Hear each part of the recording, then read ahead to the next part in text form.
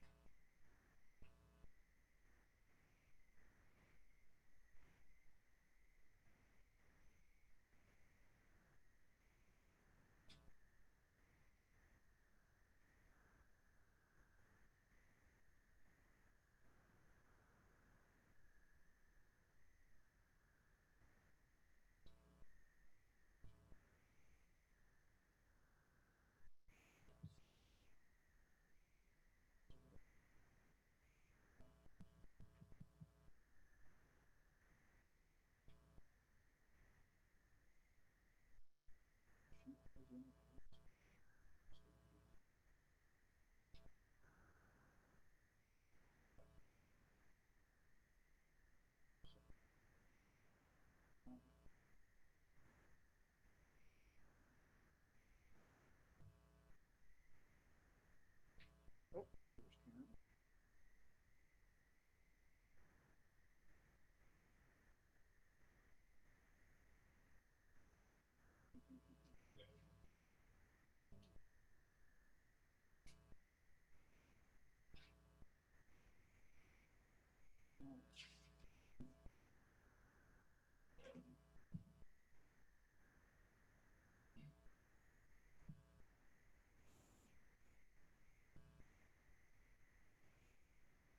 Karen Hilliard, would you test your mic, please? Testing, testing. Thank you.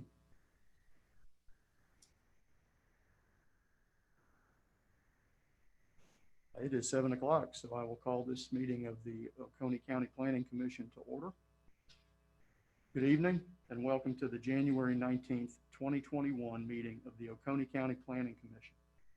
We are a recommending body to the Oconee County Board of Commissioners. Decisions made tonight on zoning requests and other issues will be forwarded to the Oconee County Board of Commissioners or appropriate city council for final action. Tonight's agenda and sign-in sheets for people wishing to speak are available outside the commission chambers. Anyone participating remotely wishing to speak should use the raise hand function located at the bottom of the Zoom window during the relevant request. This is the procedure we will follow for each request. The Oconee County Planning Department staff presents their report and recommendations on each request. Public input is received from the petitioner or petitioner's representative. Public input is received from a group representative or any individual speaking in favor of the request. This period will be limited to 20 minutes in total for all those speaking in favor of the request, including the petitioner. Input will alternate between in-person and online participants. Public input will then be received from a group representative or any individuals speaking in opposition to the request. This period will be limited to 20 minutes total. Input will alternate between in-person and online participants. The petitioner or petitioner's representative is allowed an opportunity for response or clarification. At that point, the public session will then be closed. The Planning Commission will discuss the request and may ask questions of Planning Department staff and/or the petitioner. Upon a motion and a second, and after any discussion of the motion, the Planning Commission will then vote on the motion. The Commission may elect to approve, modify, place conditions on, table, or deny a motion. We ask that you observe the following items regarding public input, both in the room and online. Upon approaching the podium or being recognized online, please state your name and home address. Please direct your comments to the Planning Commission and not to the audience. When there are multiple speakers, please avoid repeating statements made by previous speakers so that there is time to hear from everyone within the allotted time. We ask the audience to extend the courtesy of not applauding or commenting on any of the speakers.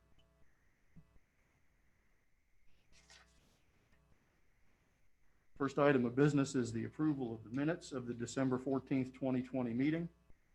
Commissioners, please take a moment, review the minutes, and if you have any corrections, changes, or modifications, please let me know.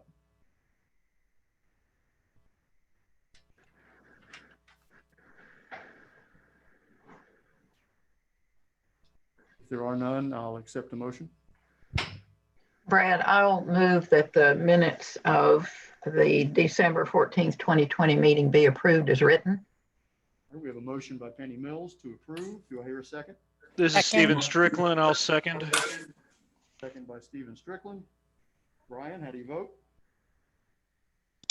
Approve. Mike?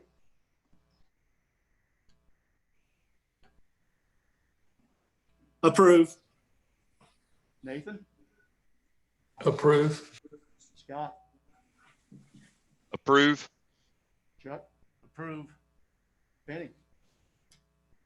Approve. Karen? Approve. Steve? Approve. All right, motion carries unanimously. First, there is no old business on the agenda. The first item of new business is rezone P20-0210 Deferred Tax LLC. Yeah. Thank you, Mr. Chairman. Again, this is rezone P20-0210 Deferred Tax LLC, R1 Single Family Residential District, B1 PUD General Business Planned Unit Development, and B2 Highway Business District to be rezoned to B2 Highway Business District. It's approximately 46 acres. It's located in Mars Hill in the Oconee Connector, Georgia Highway 316 and Virgil Langford Road. This is the location along 316 and Virgil Langford and Oconee Connector. You'll notice the three parcels that are proposed to be rezoned for the development. Again, the connector, Mars Hill, 316. Current zoning is R1, B1, and B2. We'll look at the actually approved plans, the approved concept plans in just a minute for those. The regional center is the character area for this these parcels along 316. And this was the original zoning from 80492, showing the B1 portion of the development. This is what has been approved and can currently be developed. It is B1 zoning with fast food, offices, and retail. This is an R1 zoning as shown and outlined here for single family homes. And then of course the B2 zoning from back in '88, which was zoned for the commercial grocery store. So again, the request is a rezone from the R1, the B1 PUD and the B2 into a B2 for the development of shopping center with grocery store, retail, restaurant, and hotel uses. This is the concept plan that's been provided and submitted by the applicant, showing the grocery store located in this 16 acres as a phase one, a couple of out parcels, the connector here, Mars Hill, Virgil, and 316. The other uses proposed are retail and retail and fast food options. These are the architectural representative images that were submitted by the applicant, showing the different facades and materials to be used.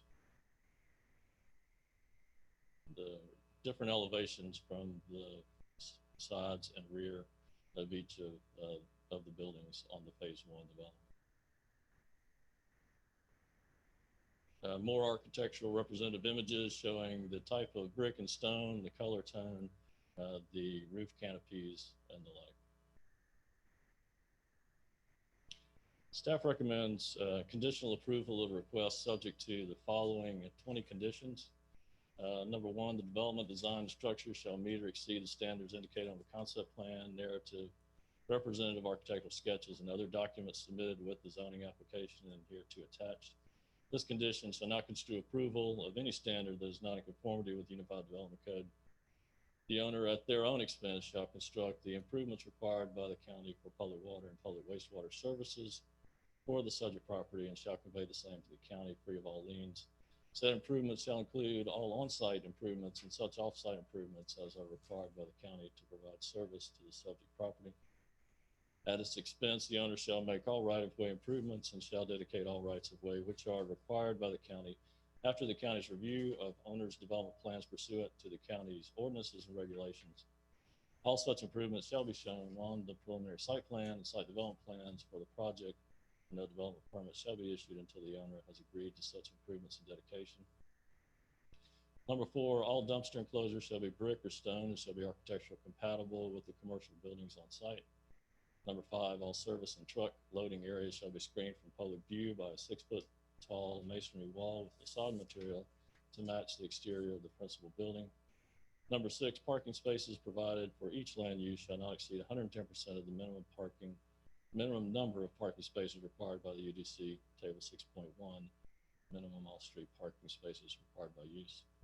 Number seven, in addition to the required 10-foot wide vehicle use area screening and landscape strip along Mars Hill Road, a 25-foot wide structural buffer shall be provided, including trees as specified in the UDC 808-04B1B, and evergreen plant material as specified in UDC section 808-04B3D.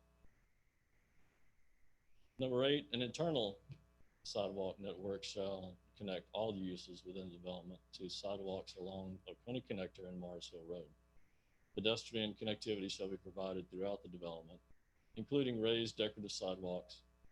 Final design of the sidewalk network shall be subject to the approval of the planning director and shall be shown in the preliminary plat and site development plans for each phase of the development. Number nine, pedestrian facilities shall be provided connecting the development to the Andrew Drive and Hollow Creek Lane. Number 10, along the full length of the private drives in both phases of the development, no sidewalk shall be located within the 10-foot wide landscape strip, vehicle use area screening. Number 11, all stormwater management ponds shall be located enclosed by black vinyl coated chain link fencing and screened on all sides by a 25-foot wide structural buffer, including trees as specified in the UDC section 808-04B1B and evergreen plant material as specified in UDC section 808-04B3D. Said buffer shall be provided in lieu of the required evergreen screening of UDC section 116-03B5.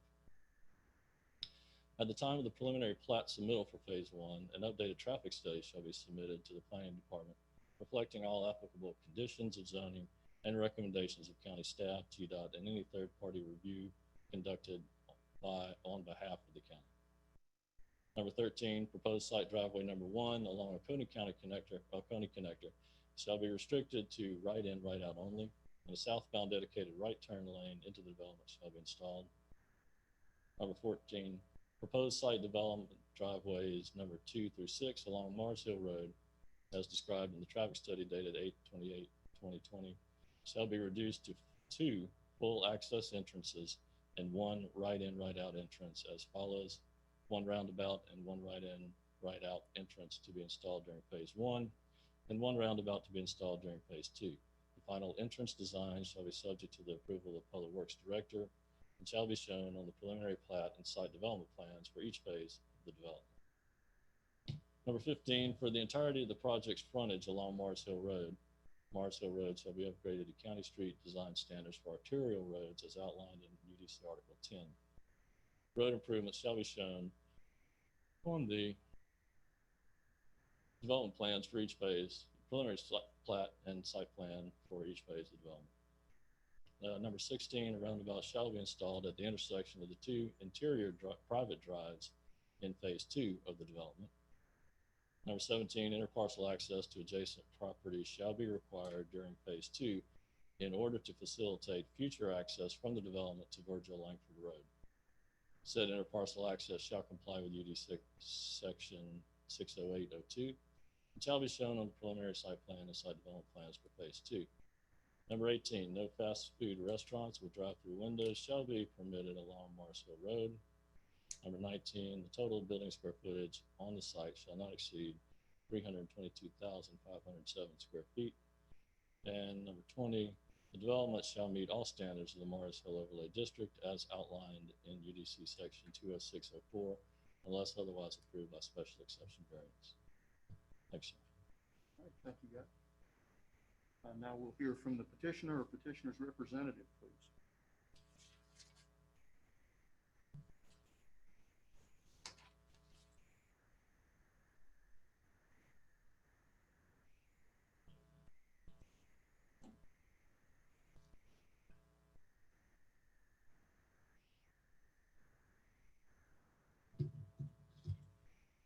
Good evening. My name is Kevin Letch. I'm with the Sembler Company, 5858 Central Avenue, St. Petersburg, Florida, 33707. I'm the agent for the applicant. I'm joined tonight here at the meeting by the applicant and his representative, as well on the Zoom call, 2 of our consultants that may be called on to help in support of the presentation. I don't want to repeat any of what Guy already presented in an effort to save some time, so I'll skip through a few of these early slides that are repetitive. There we go. I guess first I'd like to start just with an update. We've been working on this project for a very long time. Just to give you a sense that we started our Army Corps permitting back in 2019. So just an update on our early permitting on the project. The Army Corps provided our 404 permit for the impacts to the wetlands and the streams on the property, which I'll describe shortly. We received that permit earlier this month. We submitted to the state of Georgia our stream buffer variance application back in September. We received their 401 water quality certificate early this month as well. We went through the public comment period, and we provided responses to those public comments. So that's just gives you an idea of what we've been working on this project up to this point. I'd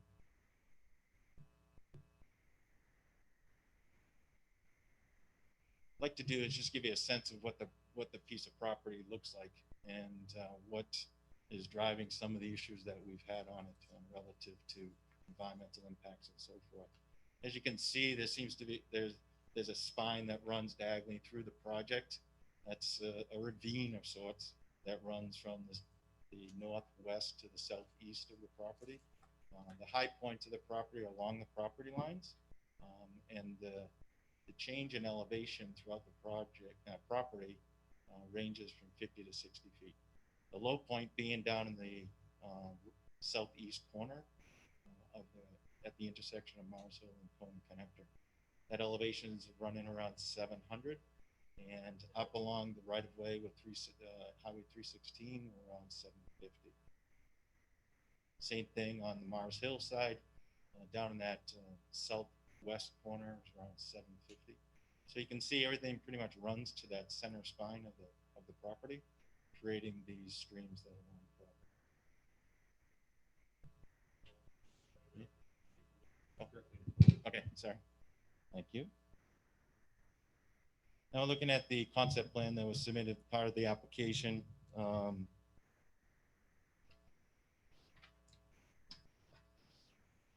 As Guy said, we have multiple uses on site, all allowed under the B2 zoning, as well as in the character area for regional center, which this site is part of. Includes 2 hotels, the supermarket, inline retail supermarket, other isolated retail buildings, restaurants, fast sit down and fast food with drive-through, gas station, a bank, and so forth. Project is split into 2 phases. The first phase would be the bottom right side of the plan. Phase line is located right behind the supermarket building, running north-south, and then north of the main access drive out to Oconee Connector. So this would be phase 1 in here, and it would include the supermarket, those inline shops, 2 out parcels, which could consist of a bank and a gas station in that main driveway. Access to the property is from both Mars Hill and Oconee Connector, with a full access on Oconee Connector that we're showing as signalized, and 5 access points along Mars Hill, all full access with stop sign control. Improvements that we're proposing as part of the project on Oconee Connector include a northbound left turn lane that would be added at that traffic signal, full access, as well as a southbound dedicated right turn lane into the main access drive. On Mars Hill, we're proposing all access points get dedicated right turn lanes into the driveways. In addition to that, we are proposing to widen Mars Hill, widen to our side of Mars Hill, the north side, so that we can install a dual left turn lane, so that left turns both into the project as well as into the southern drive streets on the south side of Mars Hill can operate that safely and still let through traffic pass while they're waiting to take their left turn. Guy read through the staff's conditions of approval, which included reducing access to the project. On a Oconee Connector, the condition would be to reduce that to a right-in, right-out only. And on Mars Hill, reducing the 5 access points down to 3. And 2 of those would be to phase 1, and 1 of them would be to phase 2. On Mars Hill, 2 of those access points would be full access utilizing roundabouts. And then on the internal driveway road network, a roundabout would be included at the main access driveway that runs east-west, connects with the driveway running north-south with the roundabout as well. We, when we received the staff comments, we asked for time so we could analyze those comments and assess the impacts to our project and present alternative conditions. So I'd like to call on Abdul Amir, who's on the Zoom call. I'd like to have Abdul, who's our traffic consultant with A&R Consultants. He prepared a technical memo that we reviewed with staff last week on our approach to revised access based from what we're looking at in the concept plan right now. Good evening. My name is Abdul Amir. I'm a traffic engineer with A&R Engineering. Thank you for the opportunity. As Kevin mentioned, I just want to talk about access to 2 corridors, Oconee Connector and Mars Hill Road. I had documented some of the things I will state now in the memo that we submitted to the county, but it's too much to read through in this forum, so I'm just going to talk about it. Is it possible to put back the site plan that showed the access points? You can just talk. That, yeah, that, Abdul, do you want to see this plan? this will be great. Okay. Okay, so let me talk first about Oconee Connector quickly, and then I'll speak about the access on Marshall Road. Upon reviewing the comments from the county, we kind of looked at some of the comments and questions on Oconee Connector with respect to queuing, and done some computer modeling and determined what was the queuing necessary for traffic turning left into our driveway, as well as traffic turning left at Mars Hill Road intersection. And we were able to design the left turn lanes to accommodate the queuing according to the projected traffic modeling.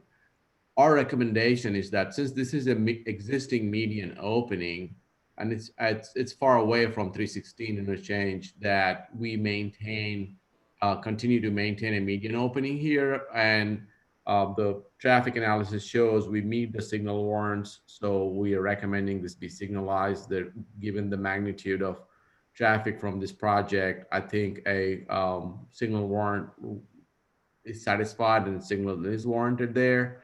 We believe if we coordinate the signal timing on this corridor with adjacent intersections, we can actually benefit the corridor by not stopping traffic on Oconee Connector for too long of a time, which will be the scenario if we don't have left turns here. Then all left turns will have to occur from Mars Hill Road. And even if we double up the left turn lane there, I believe we will still stop Oconee Connector for more time in order to unload everybody at just one point, rather than unloading from two locations at the same time. And then traffic on Oconee Connector will stop only once if the corridor is timed properly in a coordinated fashion. That's kind of our recommendation here. And we discussed this with county staff in a recent conference call. On Mars Hill Road, for phase one, we're recommending that we reduce the access points we had down to 2.5 driveways. I call it 2.5 because 2 full access driveways and then one right in, right out driveway. So that is our recommendation there. The idea is if we have this right in, right out driveway closest to the signal, then it really will not interfere with no left turns occurring there, and it helps relieve congestion at the other middle driveway across from Hollow Creek Lane, which would really be serving as the main access for trucks as well as cars in this big parking lot in front of the supermarket. So these 3 driveways, given the frontage we have on Mars Hill Road, meets even state DOT standards spacing requirements and meets all county ordinances in terms of spacing. So we're recommending 2.5 driveways as reduced access. As far as the comment about a possible roundabout,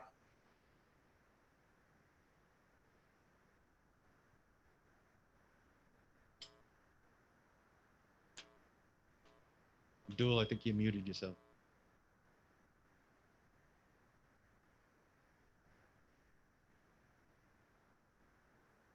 can you hear me?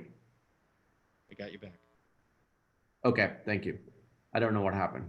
But I was saying the roundabout at this location at Hollow Creek Lane, Marshall Road, and our middle driveway here, as shown on this drawing, is really not feasible because a roundabout for trucks to be able to navigate, it requires a relatively large diameter, 120 feet or more. And you just can't fit it in there in the right of way and be able to do all the grading and sidewalks and all that. So it's really not feasible.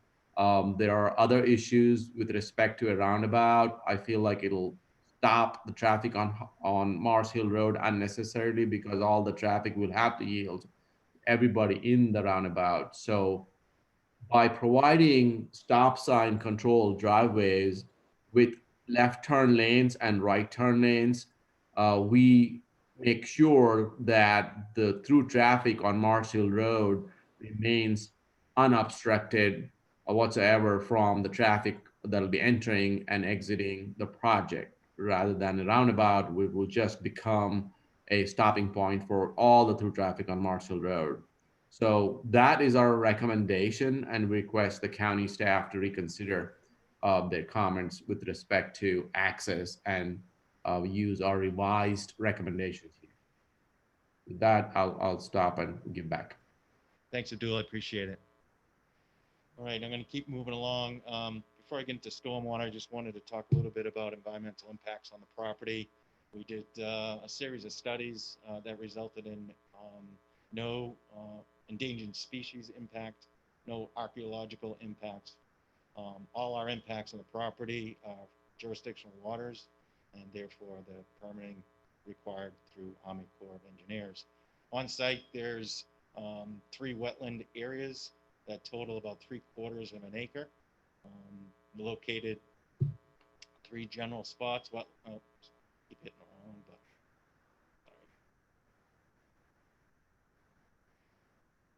sorry. Wetland 1 down here, associated with a pond, which is right here. This is wetland 1 that's next to the pond here, which is identified. Wetland number 2 is associated with the stream section through the middle of the site, and wetland 3 is up in the northwest corner. Wetland 3 is the higher quality of all the wetlands, and you'll see that we are going to preserve that wetland in our plans for the project. The streams on site measure about a little over 2,400 linear feet of intermittent and ephemeral streams. Intermittent are almost seasonal. They're based on groundwater fluctuations, and the ephemeral is based on runoff off the site. So those are the impacts that we have permitted through Army Corps, and we'll be offsetting those impacts through impact credits that we'll be purchasing through mitigation backs. Now talk a little bit about stormwater. This is a proposed overall grading plan for the site.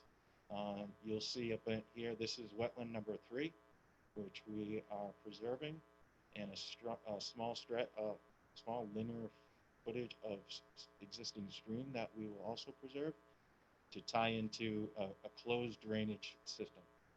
That drainage system will run through the site along the main access drive and then discharge at its current location down the southeast corner of the property, where it goes through an existing culvert and keeps running on downstream. That closed drainage system will also pick up clean water from one of the stormwater ponds that's on site here, pond number 1 on the west side of the property. That will discharge into that pipe that's carrying water from wetland number 2. And then there'll be a separate drainage collection system that will collect the remainder of the site and discharge either into pond 2 or into pond 1, or into pond 2, which is located where the existing pond is located on site. These ponds are designed for water quality as well as detention, so that we can deliver clean water downstream as well as deliver water at the same flow rate that exists. I want to briefly talk about pedestrian access. There are existing sidewalks on Oconee connector, which stop at the intersection of Mars Hill. Our plan is to extend the Mars Hill sidewalk up the full length of our project, bring in sidewalks on both sides of main access drives from Oconee connector and on Mars Hill. And then each pad site would pick up that sidewalk network and bring it into their specific site. So that's how pedestrians will flow through the site. Buffers, meeting all the county codes for buffers, as well as the conditions that were in the staff conditional approval, which include basically the 25-foot structural buffer along Mars Hill, around the ponds. On top of that, we'll have the county required parking lot buffers. So basically on Mars Hill, we'll have a 35-foot vegetated buffer on Mars Hill. These pads, building pads, sit lower than Mars Hill. So really between the buffer and those parking lots sitting approximately 10 to 15 feet lower than Mars Hill, depending on where you are, provide quite a buffer to the site from the street. the adjoining neighborhoods. Talked a little bit about schedule. Phase 1. At the completion of the rezoning application process, we're prepared to submit our preliminary site plan to the county and move through the permitting process for a site development permit, and then proceed right into construction for phase 1. Phase 1 construction would include not only the 16 acres that is in the phase 1 box, but we'd also do whatever's necessary to reroute the wetland number 3 and the associated streams that are impacted by filling the site to get to those pad elevations. Phase 2, that is anticipated to begin probably after this is phase 1 is complete.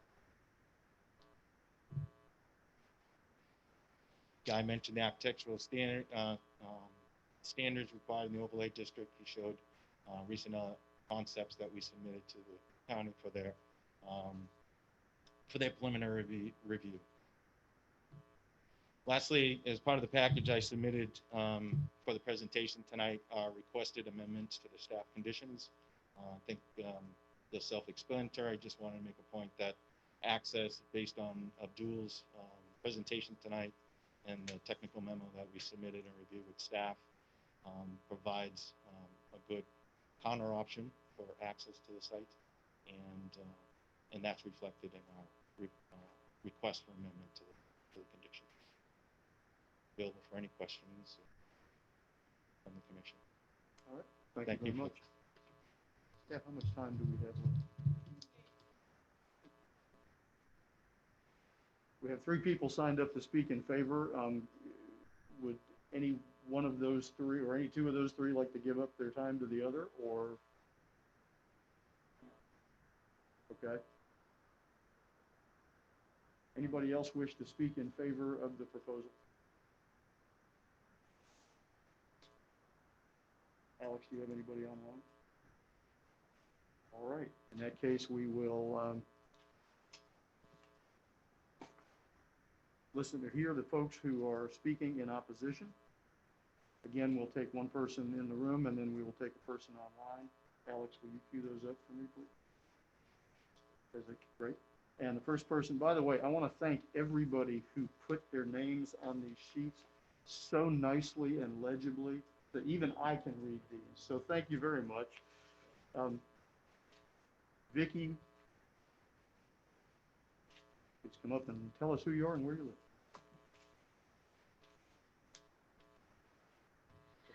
My name is Vicki Suter, and I live at 1091 Castle Drive.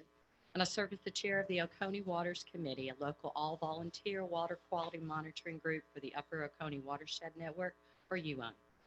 Oconee Waters is also part of the Georgia DNR Adopt a Stream program. First, let me thank you for your service to our community and the role you play in shaping the present and future of our county.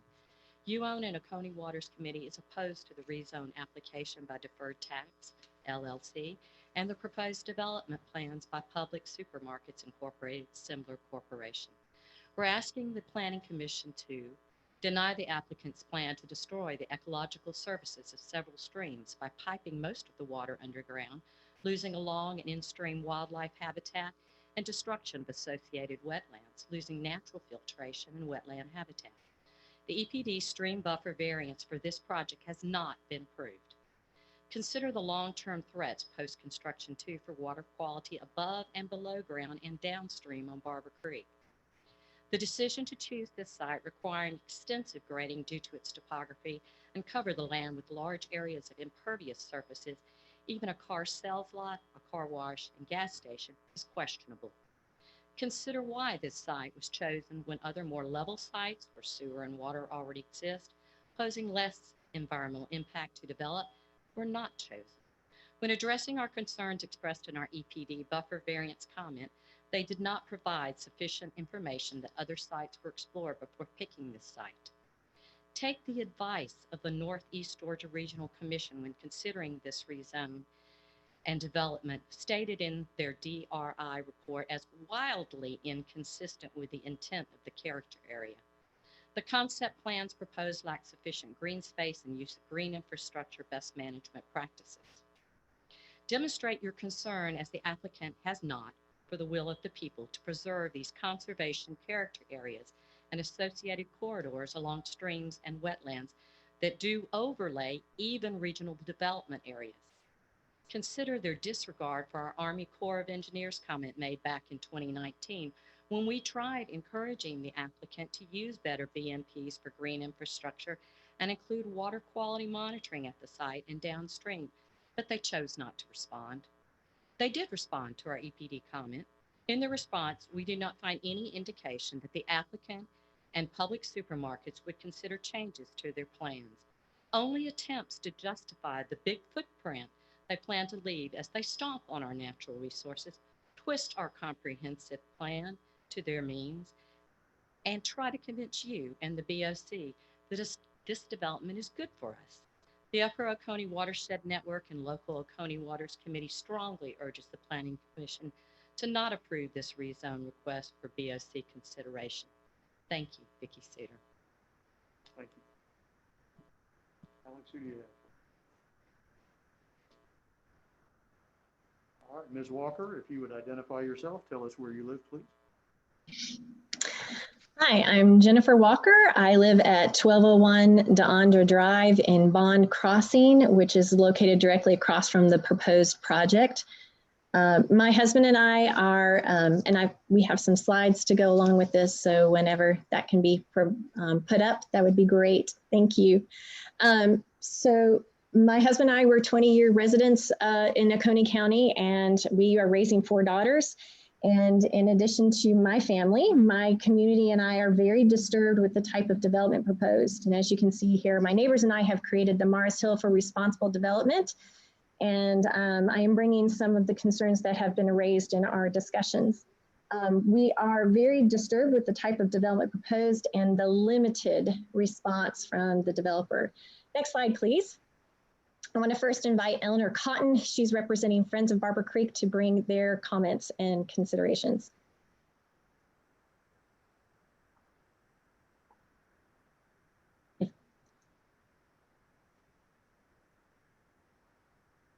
All right, Ms. Hi, Cotton. everybody. I'm Eleanor Cotton, and I live at 1101 Nona Drive. And I'm with the Friends of Barber Creek. That's a nonprofit formed 12 years ago to protect Barber Creek. And Barber Creek is a precious natural resource that touches so many in this county. In fact, the creek runs through my backyard. We are very concerned about this proposal and its impact on the creek. This development will increase erosion, contribute further to pollution by degrading filtration, reduce wetland habitat, and pose a long-term threat to our creek. Not only is it wildly inconsistent with our county's comprehensive plan, it's inconsistent with the environmental health of our county. Barber Creek is already listed as impaired by the EPD, and piping and paving over it is not going to help. Publix and Sembler Corporation's 2007 Canton Marketplace project was similar. They proposed a large development with lots of pavement and little green space. And after 2 lawsuits, they agreed to reduce impacts to streams by reducing the project size, implementing advanced erosion and sediment control measures during construction, and conducting extensive monitoring of impacted streams. Applicant seems unwilling to change anything about this project despite these legitimate concerns. And it's ridiculous that it seems to take legal action or the threat of it to get them to take these impacts seriously. Thank you so much. Okay, next slide, please. And this is again just a summary of what Eleanor was discussing. So next slide. Addition to these concerns, I'm going to address some ones that again have come up in our community meetings. So next slide, please. I want to emphasize that this is not impacting not just my neighborhood, but this is reshaping our county as the Oconee Connector is a main artery. This is a regional development that will have regional impacts, and we want this property developed in a responsible and community-friendly manner. Next slide, please. Okay, so we created an online petition, and as you can see, we have over 673 signatures. 300 of them we verified as Oconee County citizens. Next slide, please. We have these selected statements that were posted to our petition.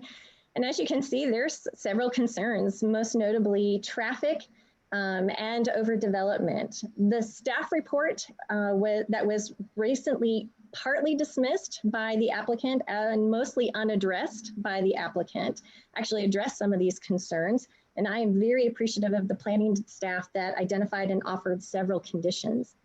Next slide, please.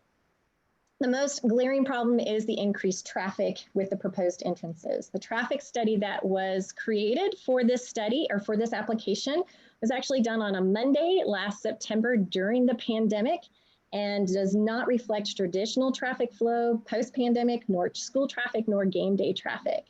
Next slide, please. As someone who regularly commutes this area, I am assured that this, even with the timed traffic lights, would cause major congestion of traffic, particularly with that proposed new light on Oconee Connector, and would limit access to Mars Hill, the rest of Oconee Connector, as well as Daniels Bridge Road. Next slide, please. As you can see, there's 5 entrances that are proposed on Mars Hill by the project. And again, as a resident of this area, I would attest that even trying to get out of my neighborhood in the mornings on typical weekday mornings, this is difficult with the traffic that's already proposed.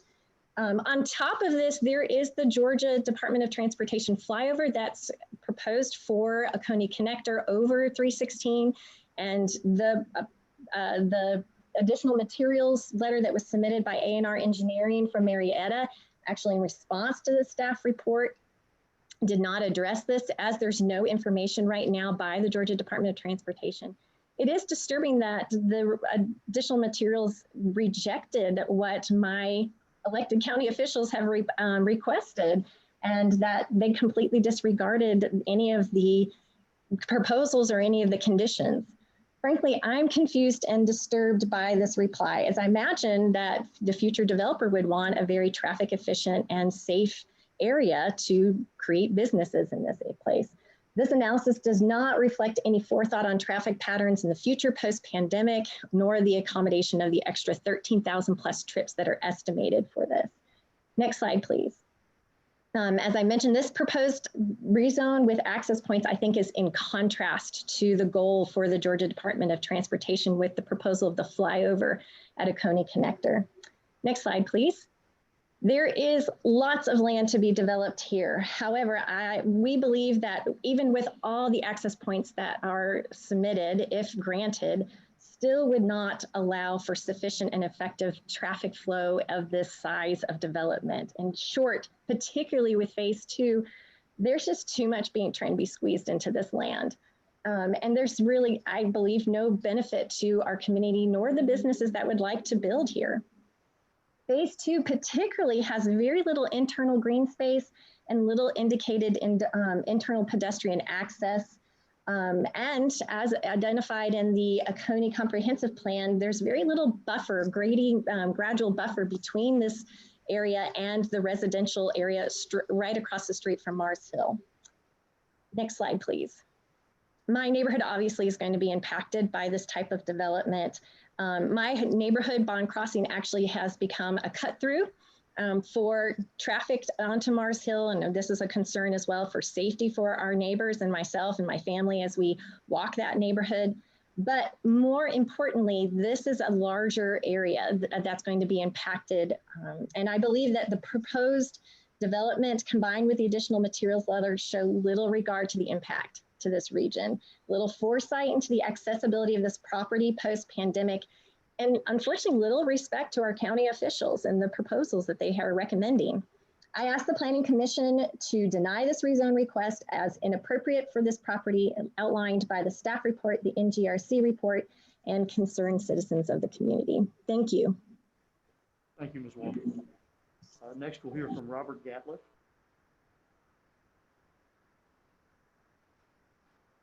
Good evening. I'm Robert Gatliff and I live at 1250 Deandra Drive. And I just have a couple comments about lifestyle. That's what we're going to see since we're exactly opposite the new construction with a stoplight that's going to be put there at Deandra We've had a little preview of what happens, and that was when they did the traffic light at Rock Hill and Mars Hill. As a result of that, everybody cut through our neighborhood, and it was dangerous to say the least. And there is a blind turn as you get to the top of the hill, and you can't see in front of you. And we had some near calls as people trying to walk or fish down in the pond that's there at the bottom of the hill. The other concern we have is the well water. Our community is served by well water, and this potentially risks contaminating that well water. Hundreds of thousands of gallons of construction runoff, either before or after. And then, of course, we're going to have all of that runoff that could wind up coming back down our hill and could affect the quality of our water. We don't know what the impact is. We don't know what it's going to be. We don't know how it's going to look, but it is something that is a concern to us and to the whole community. Thank you very much. Thank you, sir.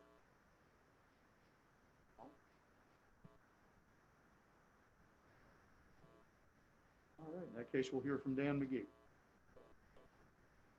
Well, okay.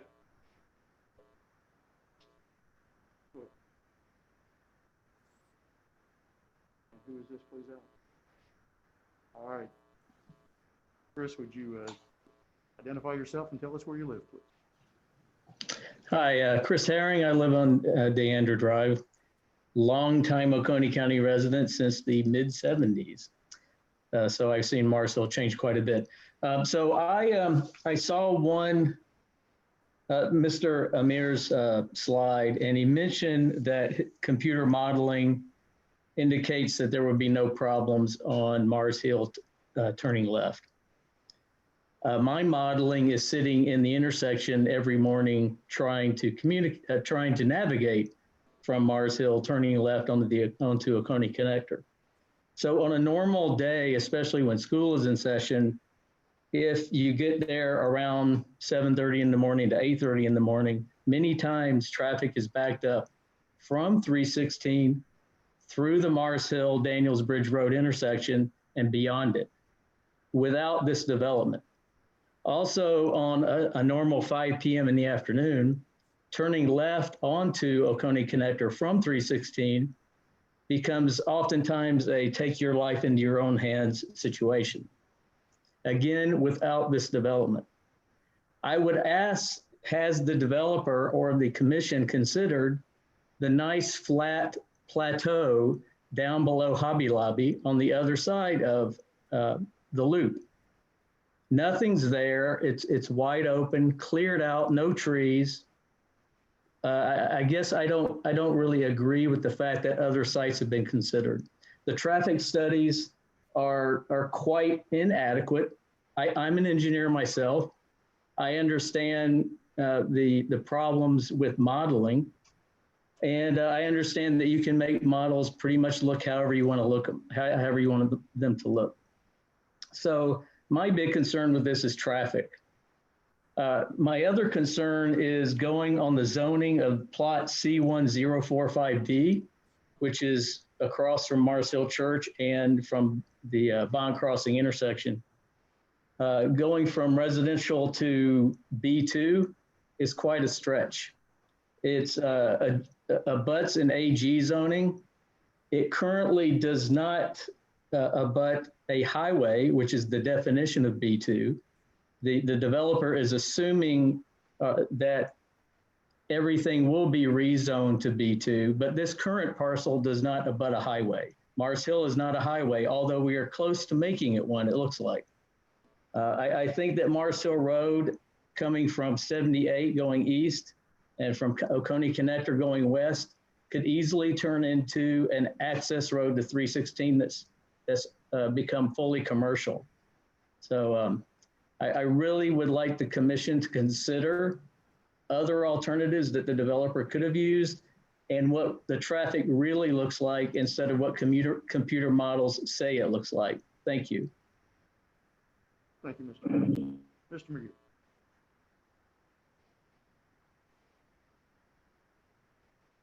Dan McGee, 1120 Loch Lomond Circle, unincorporated, Oconee. I have great faith in the county planning department, the leadership of Mr. Herring. I believe their 20 points are more than accommodating, almost overly accommodating.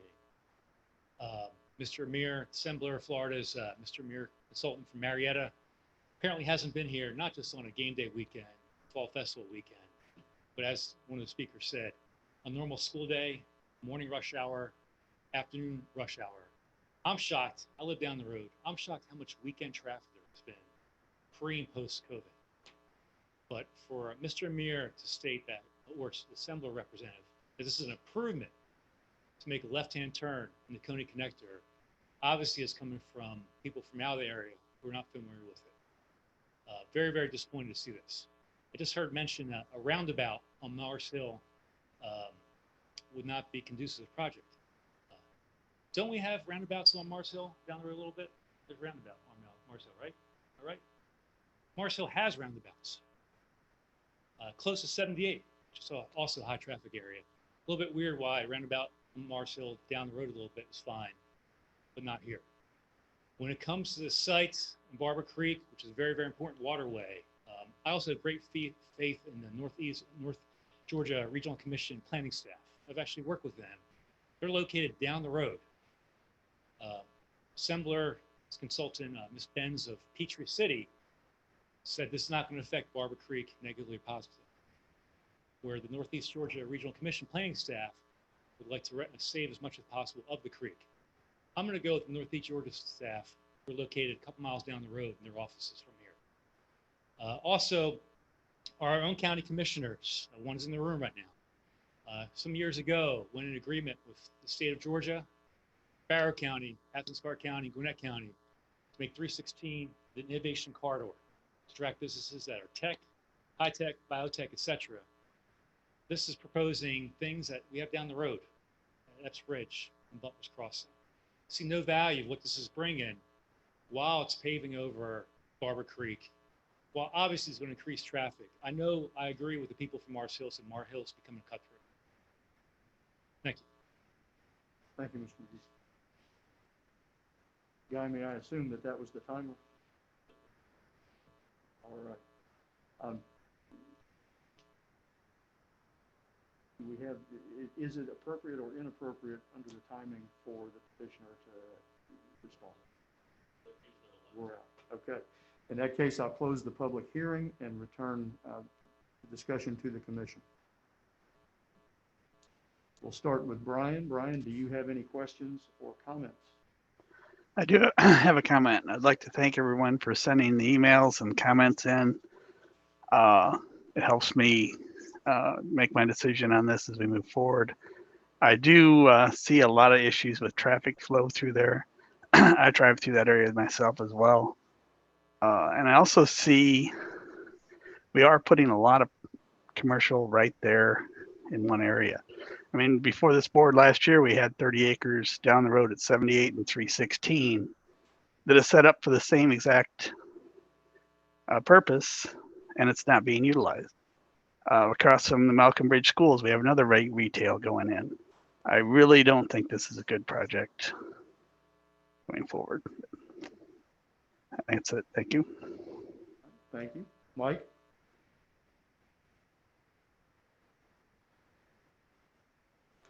Mike, you're muted. Yeah, it takes me a minute here. Excuse me. I have a question for Guy. I am correct that we do have an email from the GDOT saying that they would not approve a traffic light on the Oconee connector. Is that correct? Yes, sir. That's correct. Okay. Just wanted to clarify that. Okay. That's all the questions I had. Thank you, Mike. Nathan? Have any studies been done on how traffic patterns would relate to connecting roads with Mars Hill? You know, DeAndrew Drive is one, but I live off Rocky Branch and it's nuts now. I really cannot imagine what it would be like when something like this goes in just down the road.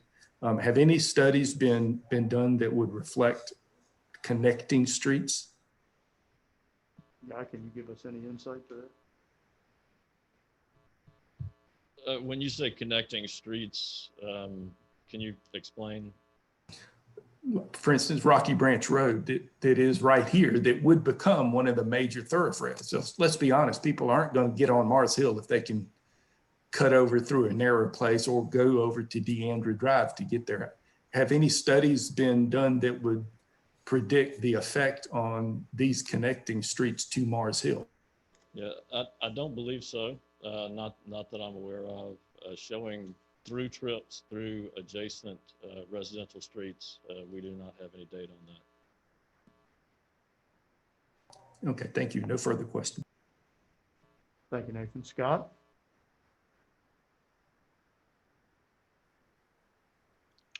I don't have any questions, but I do, like Brian, want to thank the all of the responses we got from the emails for people voicing their opinions. Thank you. Penny? I do have a couple of questions.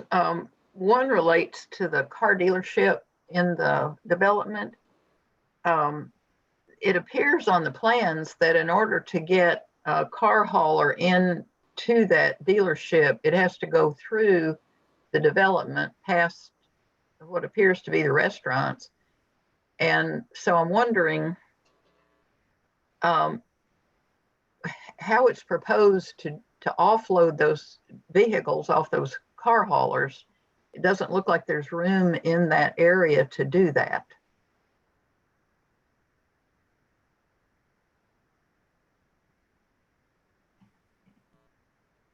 And then I have another question. There are at least two, what appear to be two described as freestanding signs on the development, one right at the corner of Mars Hill and the connector, and then one along Mars Hill at one of the entrances. And I'm wondering if those are envisioned to be like the digital sign that exists right now on Mars Hill, that fairly tall digital sign.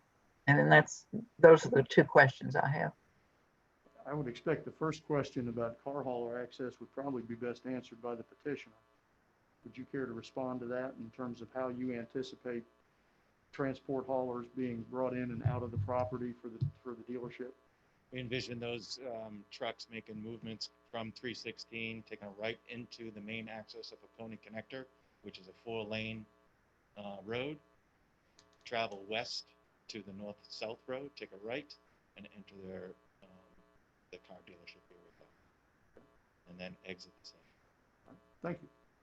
And the sign issue, Guy, you can probably give some guidance on what those signs have to look like to comply with county? Yeah, so Commissioner, those would go through our office and would have to meet the signed ordinance for Oconee County. I don't believe we have any proposed signage for the site in specifics at this point, but suffice to say, it'll have to go through our permitting process and meet the current county ordinance. Thank you. All right, Karen. I don't have any questions. Just wanted to, again, to echo the other comments, thanking people who have written in with their comments and particularly the good research and substantiation of those comments that people have provided. Steve. Hey, Brad. I also want to echo Karen and the rest of the Planning Commission for the thoughtful response by our residents of Oconee County. I do have a few questions, but I'll start with a comment. It appears that on page 2 of 6, as it relates to the phase 2 construction schedule, it says that construction to begin August 22 and complete August 22.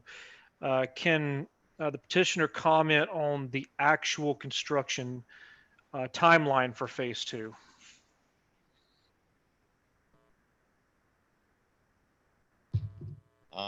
Let me just say that phase 1 will start when permitting is complete. Our intention is to start at the completion of rezoning, complete our design permitting.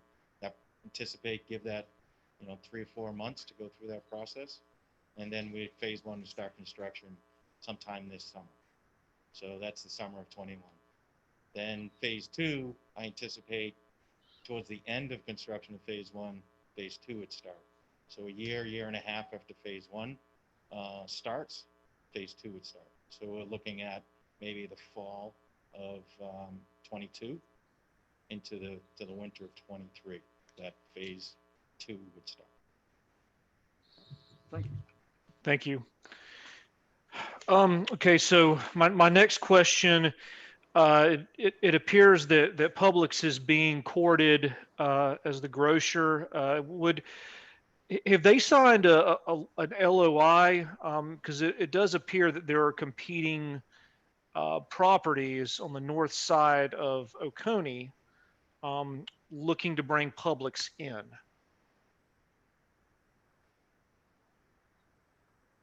You may want to stand there. I'd be happy to. Publix is involved in this property. They are under contract to purchase 10 acres from the applicant. We recognize that they have stores nearby, but there's no intention to close any of their existing stores. They see the growth potential in this market. And again, this store probably a year and a half away. So just for perspective. Okay. Last question. Can you comment on the hoteliers being targeted for the 2 proposed hotel locations? We have no perspectives at this time. Okay.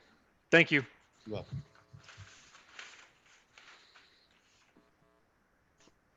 All right, I have a few questions. I too would like to express my appreciation to the citizens of Oconee County for being involved in this process and participating and making your voices heard. I'd also like to thank you for the civility and thoughtfulness of your input and your comments. Most of my questions are going to be to staff. Yes. Oh, Chuck. Holy smokes. Wow. Okay. I apologize. You're actually here. So Yeah. I forgot you. Chuck. It's too quiet over here.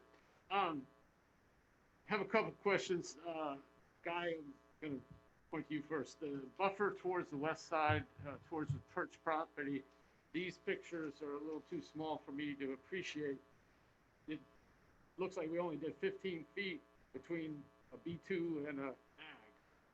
And that seems like it used to be 50, or we've asked for 50 in other projects. Right, I believe the 15 is what's required between those uses, and but we did have a request to increase that to, I believe, an additional 25 on that side. So it'd be an additional Right. 25. So move it up to 30. Now this one's for the applicant.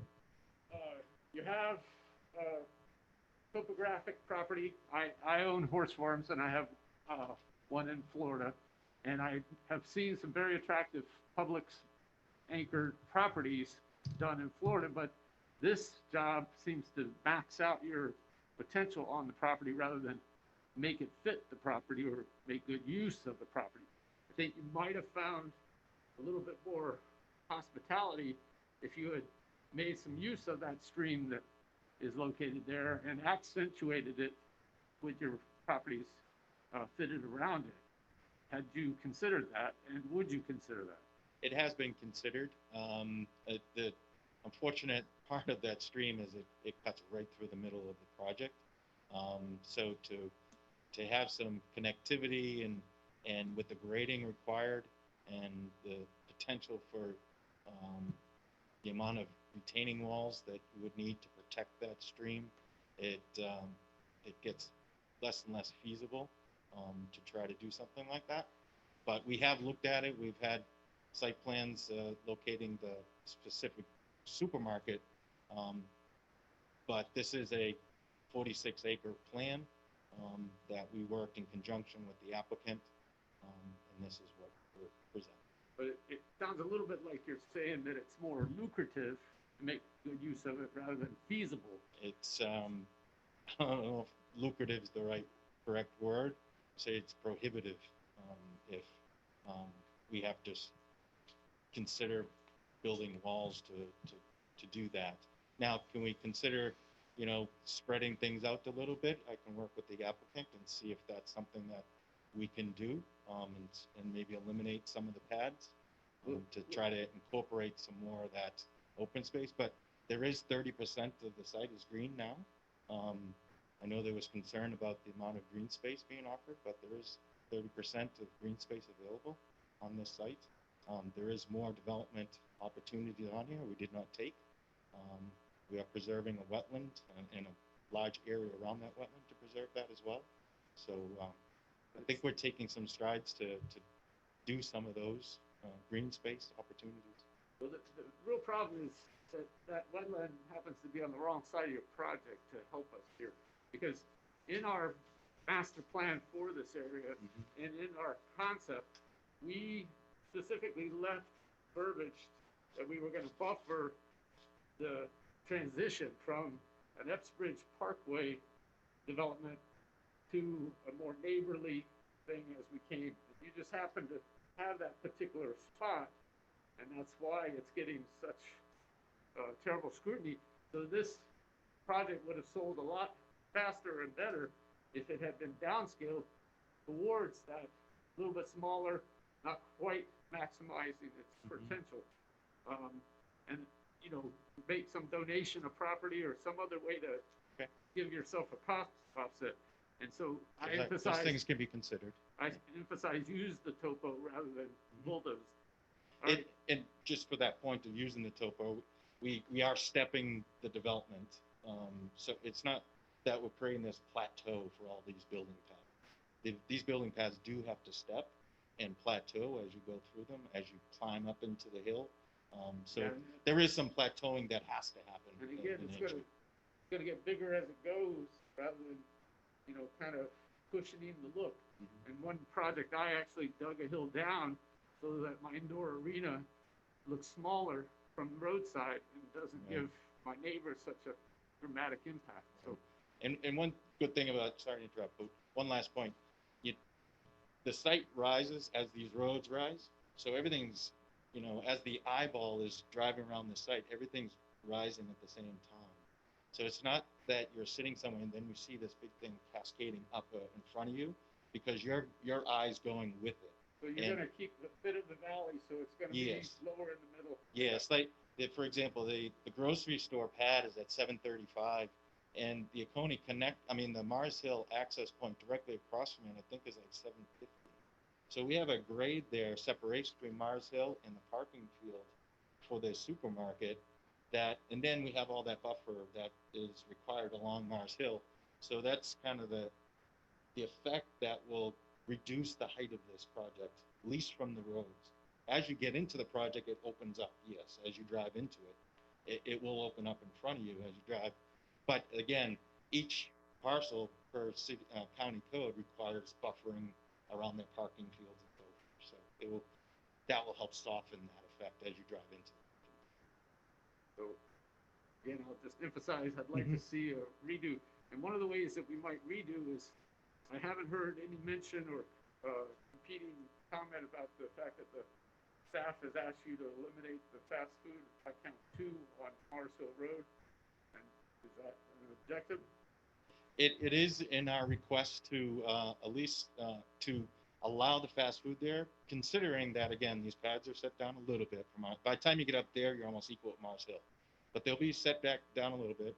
We have the 35-foot buffer along Mars Hill that helps soften those uses as well. So you're still requesting those? In our request for amendment, yes, we are. And then finally, the roundabouts. At the other end, the roundabout that was mentioned by speaker, there is actually a semi-repair shop in the neighborhood that comes directly off that roundabout. And there are semis that are able to navigate it. And I'm one of the school bus drivers that navigates it daily. And so that size seems like it might be appropriate. It would be pretty crowded because I see Publix trucks. One is usually leaving a Publix as another one's arriving at Publix.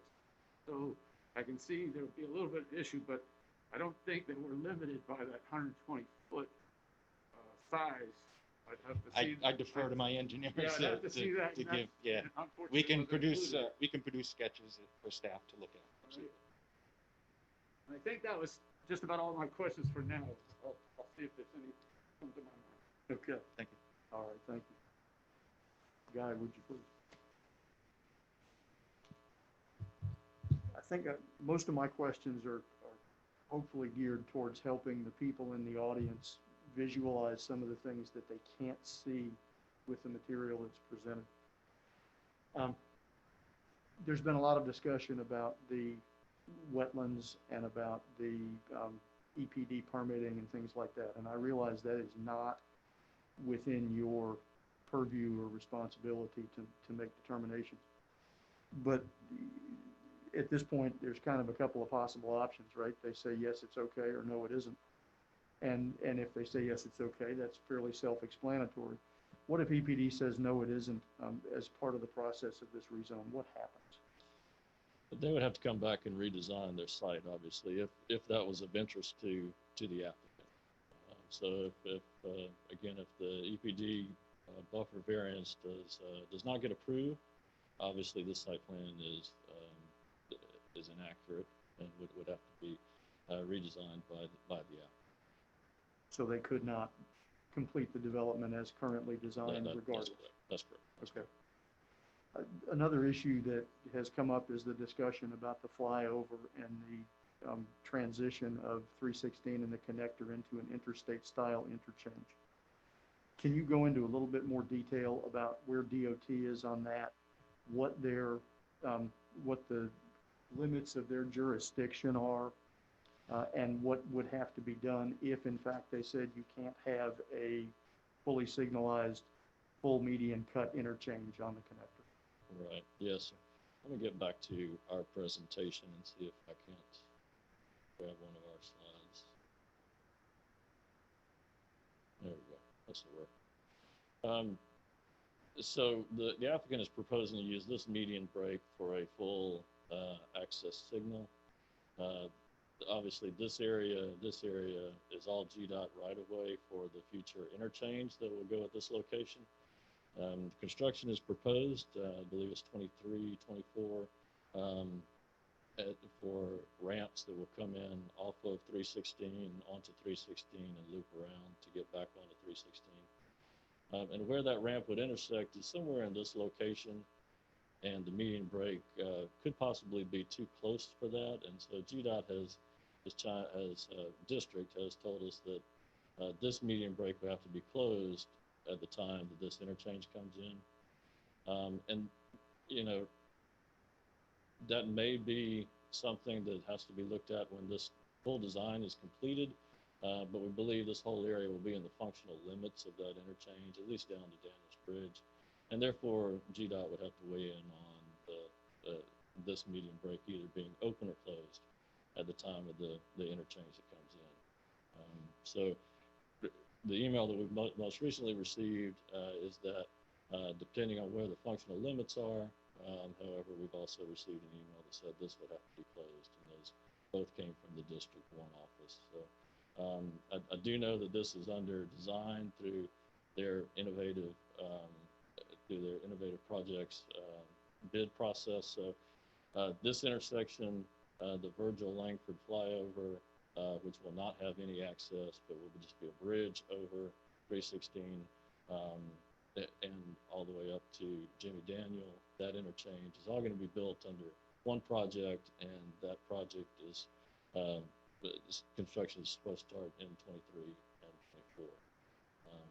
Either of those one of those may run faster than the other, but either way, those will be under construction in the near future. And this is all in an effort, right, to make 316 more a limited access freeway, highway type, and safer, accessible highway. Yes. With that picture up there, in the meantime, and because that project has moved, should have already started at one point, and it keeps getting shifted. But in the meantime, we still have an issue in the idea of synchronizing, because, and I don't know if we have the right authority in the room to verify, but as far as I understand, when the light goes off at 316, somebody in Atlanta has to get involved to fix that. Whereas this light down here is more locally controlled. So the idea of synchronizing these is going to be extremely difficult. And that's something that Oconee suffers because we have these Georgia right-of-ways that come through here that we have no control over. We can't, you know, suggest a light that needs to be there, and we see the catastrophes, but Atlanta controls that, and I just don't understand that, or don't believe we're going to be able to get that synchronized as easy as the applicant hopes. So, you know, if there wasn't a flyover, we could imagine the light, but I don't know that we'd ever achieve that synchronization that would, you know, make this actually work. Guy, you said that GDOT has said that the signalized interchange is not possible there. Correct. And there was a question about this that came up. The petitioner indicated that the median cut through did meet the warrant standard for signalization, but I think I've heard some things to maybe dispute that. So can you provide some clarity on that? Sure. Well, the warrant would be based on the number of trips in and out of this development. So Right. the development as a whole would warrant a signal in that location. However, because of the limits of that interchange, that's where we run into the issue, that because it would be in too close a proximity, possibly to the ramps that would come in, GDOT is saying that median cut will need to go. So they could still warrant a signal. Gotcha. But whether they could have that signal or have that at that location in that median break is another issue. Let's assume for a minute that GDOT gets their way, which is probably a pretty safe bet most of the time. And that is not possible then to be a fully signalized median cut, and therefore perhaps not the main entrance into the development. That would create greater demands on Mars Hill and the intersection at Daniels Bridge, Mars Hill and the connector. What would have to be done in that situation? And that's why we put one of the condition that we did, that a revised traffic study and improvements would have to be submitted to the county for us to review.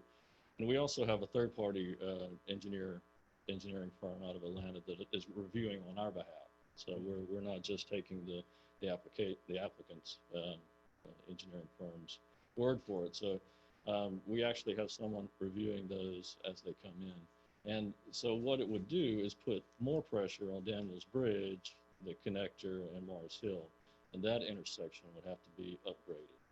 So what do you mean by upgraded? Possibly dual lefts, those types of things that aren't there now.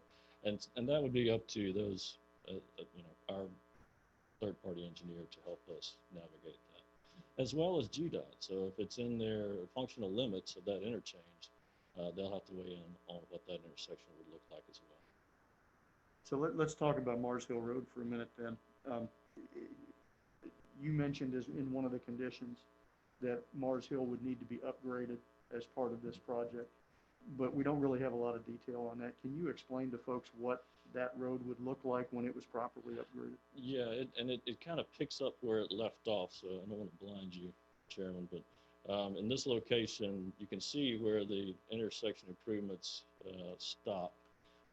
It would essentially pick up from there and continue on. So any improvements here that would be required, but additional improvements along here. So that's curb and gutter, stormwater, those types of things, and pavement width to make sure that it meets the current UDC standards. There's also a discussion of one or more roundabouts, certainly 1 to 2. How do you envision that affecting the operation of Mars Hill Road from a lot of the questions that were brought up were about traffic, access onto Mars Hill Road from the neighborhood streets, sight distances, speeds, and congestion. How do you envision that changing? So again, that falls back to that condition we put on there so that we could review that with our engineers and have knowing whether that median cut is open or closed, and then that would force changes to that intersection at Daniels Bridge, plus the impacts on Mars Hill. So those would be things that would have to be vetted. However, Mars Hill, as we talked about, the other roundabout. Those are traffic calming measures. You know, they also keep traffic flowing, and they also minimize the severity of accidents, right? So everything's a glancing flow. So the other thing is it minimizes maintenance on roadways as far as if you were to signalize that instead of a roundabout. You know, a signal would obviously require maintenance over the years. Roundabout not as much. So we would have to investigate that with our contract engineers to determine the full extent of what those improvements would look like. So in sum, I hear you saying that a great deal of what this development looks like from an access and traffic standpoint for the surrounding area is in the hands of GDOT, and they haven't yet told us what's on their mind. It's in GDOT's hands, but we ultimately have the responsibility and the control of Mars Hill and the Danvers Bridge intersections. All right, thank you. That's all I have. Does anybody else on the commission have any additional questions or comments?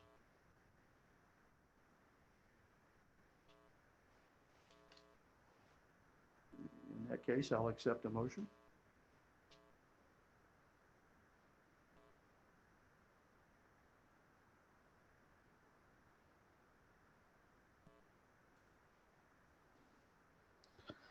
This is Brian. I'll make a motion to deny case P20-0210.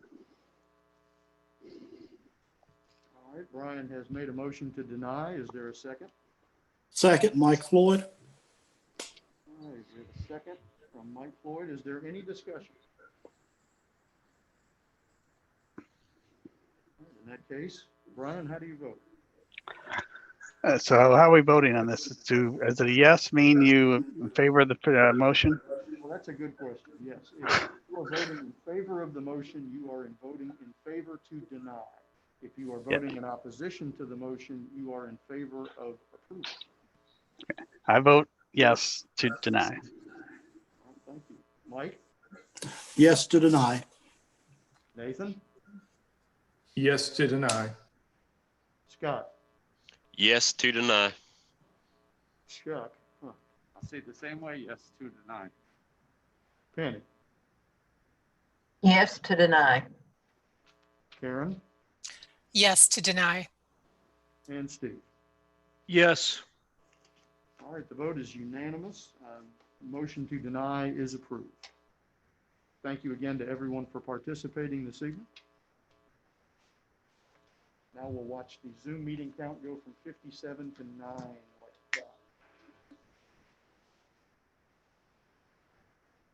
right. Next item on the agenda is rezone P20-0199, Kenneth Wilbanks. Thank you, Mr. Chairman. Rezone 2199, Kenneth Wilbanks. This is currently zoned to AG, Agricultural District. They're requesting to rezone to AR. It's approximately 2 acres located at 2751 New High Shoals Road. You can see the location on the location map. This is the portion of the property they're requesting to rezone the 2 acres of the estate. It's currently zoned AG, and it is in the country estates character area. And again, they're requesting a rezone from AG to AR for a 2 acre lot. This is the site plan that was provided, and staff recommends approval with the one condition. Thank you, sir. And now we'll hear from the petitioner. My name is Ken Wilbanks at 2751 New High Shoals Road. My mother passed in June, and she gave my daughter the house, 1 acre house. It's without the giving her the extra acre of the land. It wouldn't be on the well. We got it surveyed, so there's a total of, I think, 12 acres. So it'll be, the 10 acres will stay the same. It's just the house, 2 acres. And keep the well and so.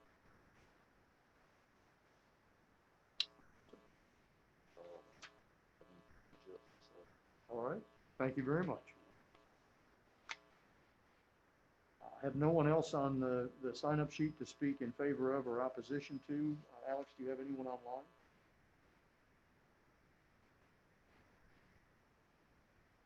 All right. Hearing no one, I will close the public hearing and return to the commission. Brian, do you have any questions or comments? No questions or comments. Mike?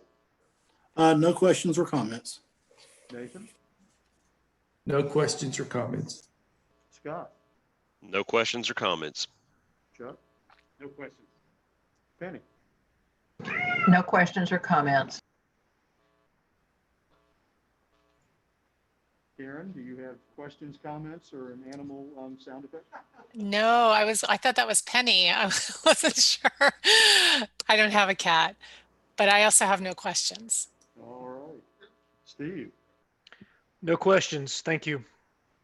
All right. In that case, I'll accept the motion. This is Stephen Strickland. I'll make a motion to approve rezone case P20-0199. We have a motion from Steve to approve. Do I hear a second? Scott Green, I'll second. Scott Green seconds. Brian, how do you vote? Oh, yes, sir. With the one condition. Oh, I'm sorry. Just Yes. to clarify. Steve, is your With one condition as recommended by staff. Brian, how do you vote? Approve. Mike? Approved. Nathan? Approve. Scott? Approve. Chuck? Approve. Penny? Approve. Karen? Approve. And Steve? Approve. The motion carries unanimously and is approved. Next item on the agenda is rezone P20-0219 Michael Doster.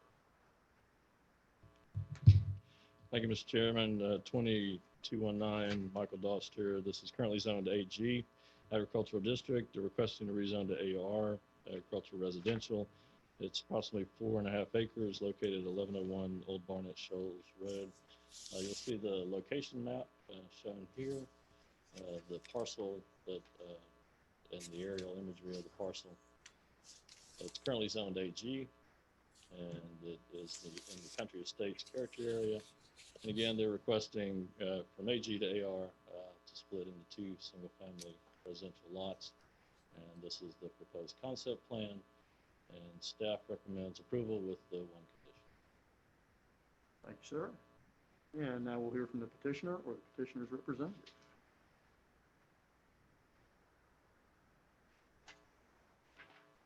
My name's Michael Doster, and I live at 1131 Old Barnett Shoals Road. My property is beside the property that I'm wanting to get rezoned, and it borders my parents' property behind me. And we're just wanting to get it rezoned so that both of my children can build a home there and be close to us and hopefully raise me some grandchildren there. That's all I've got to ask for. All right. Thank you. Thank you very much. And I have no one else on the sign-in sheet to speak in favor or opposition. Alex, do you have anyone online?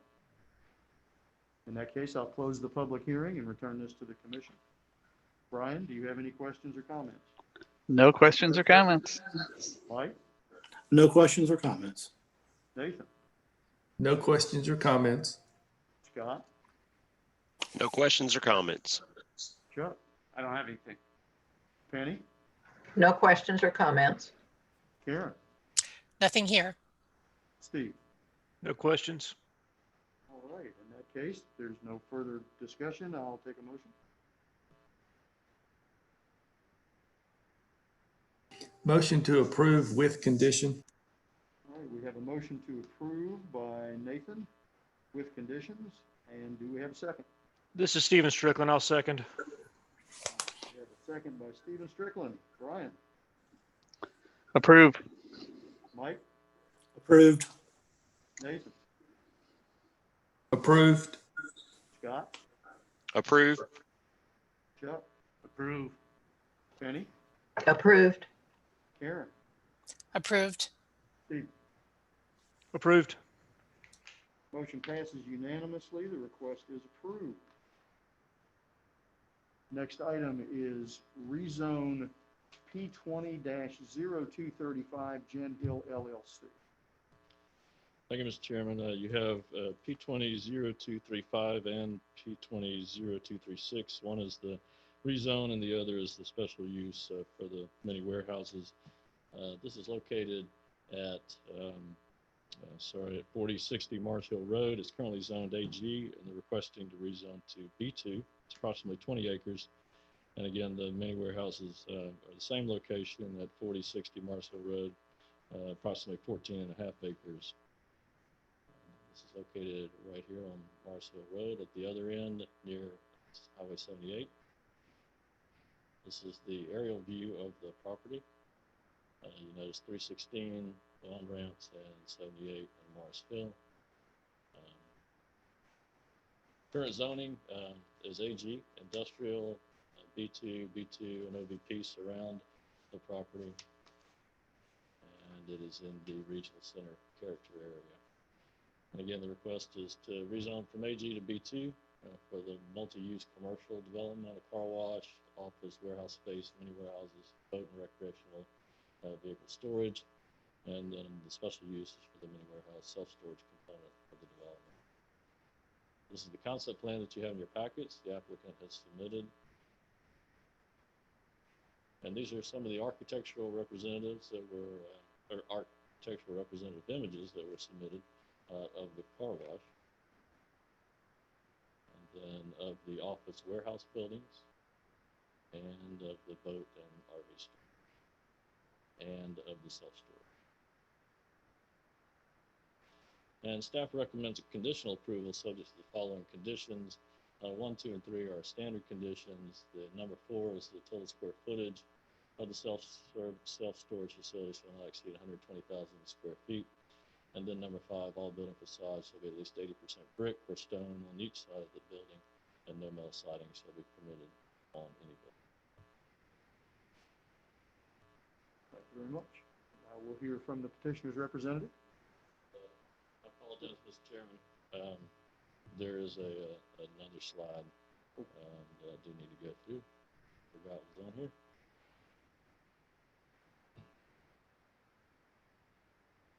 And this is the recommendation for the special use. My apologies. And staff recommends conditional approval again based on these conditions. 1, 2, and 3 again, standard conditions. Number 4, all buildings facades shall be at least 80% brick or stone on each side of the building. No metal siding shall be permitted on any building in the development. Number 5, any interior sidewalk networks constructed on individual lots shall connect to the sidewalks along the proposed public road. Number 6, vehicle use area screening and landscape strips shall be provided along the future interconnection driveway meeting the standards of UDC Article 8. Then number 7, the total square footage of all buildings on the property shall not exceed 246,000 square feet. Thank you.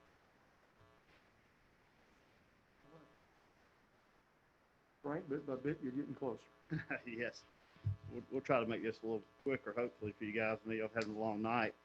I appreciate y'all's time. My name's Frank Pittman with Pittman Engineering. I live at 1400 Saxon Road in Watkinsville. The owners of this property, Chance Warren and Reed Jackson, are here as well, both Oconee County residents, so they're here to answer any questions that may come their way. Mr. Herring kind of explained what our plan is. This property is on Mars Hill Road, just right behind the racetrack convenience store at 78. It's been family-owned land for generations, and that's really why it's still sitting there zone ag. The family, Porterfield family, finally decided to sell the property, and my clients purchased it. It is completely surrounded by either Highway 316 or either industrial or commercial zone property as is. So it's kind of on an island right now. These guys would like to come in here and develop this property in phases. There's plans for along Mars Hill Road, some nice office warehouse type building, and a car wash. Behind that, further off the road, would be some self-storage and boat and RV storage back behind the other uses. And these guys have done, these are the same owners of the Epps Bridge storage facility that's right there on Virgil Langford Road that you can see from 316. So they've done a nice self-storage facility in Oconee already. The request would be to rezone to B2 for these uses. As far as the effects on the county, very minimal. Utility usage, there'll be, some offices up front. Car wash ends up, reusing a lot of their water. Not putting any kids in schools, so it's not overloading the schools, but it is putting a lot of the tax revenue into the schools. We would like to ask that you guys approve this. The conditions that Mr. Herring mentioned, we're fine with, except for one of them. There's a condition about the building materials being 80% brick or stone on all sides of all buildings. We would ask that we be allowed to follow the UDC and what the UDC requirements are. That's just brick and stone is just a little too, not that we don't want to use brick and stone, but that the UDC allows for stucco, it allows for some other materials that we feel like that we should be available to use on these buildings. So we would ask that you guys approve this, and we would ask you to approve it, striking that condition if at all possible, and allowing us to follow the UDC guidelines. That's all I've got. I'm here for questions. The owners are here for questions as well. All right, thank you very much. Alex, do you have anybody to speak in favor of this proposal online?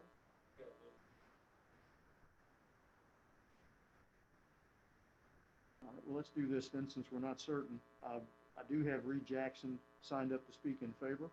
So, Mr. Jackson, if you'd like to come forward. Make sure I said your name right and tell me where you live, please. My name's Reed Jackson. I'm at 1080 Moss Creek Drive in Watkinsville. I'm an Oconee resident, my wife and 3 children, 2 of which are enrolled in the school system here. Been here for about 2 years. We've been involved with commercial development for about 15 years. Currently have a single business, as Frank mentioned, at Epsbridge Storage, and we'd like to continue to develop property here that we can all be proud of. I'll defer my time to Frank unless you have any questions. Thank you very much. Ms. Merritt, if you'll, or Mr. Merritt, Sarah Merritt, if you would, I want to be equal opportunity. If you would identify yourself and tell us where you live, please. Hi, can you hear me? Yes, ma'am.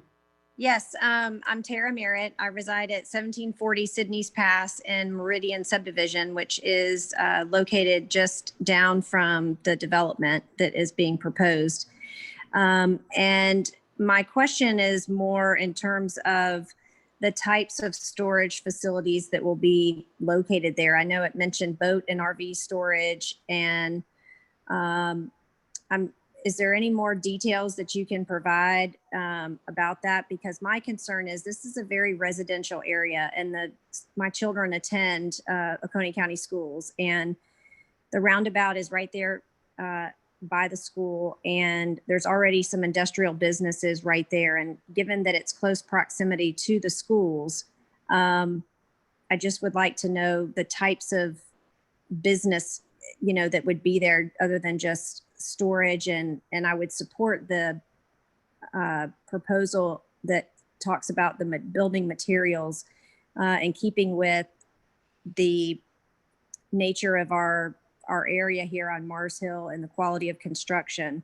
But I am concerned about that type of business being right there, and how much of it is really going to be packed into that space.